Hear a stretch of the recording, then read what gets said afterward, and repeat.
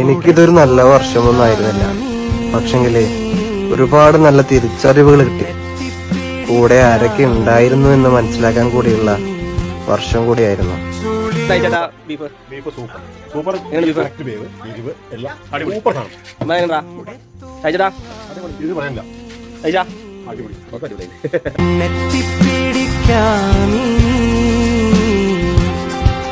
ചുളിവുകളേറെ ഭംഗി പകരും അനുഭവഗാഥ ഉലയാത്ത തേജസിന്റെ മുഖം ഈ മണ്ണിൽ 2025 എന്ത് കിട്ടി എന്ന് ചോദിച്ചാൽ ചാവാതെ ഇങ്ങോട്ട് എത്തി കിട്ടി.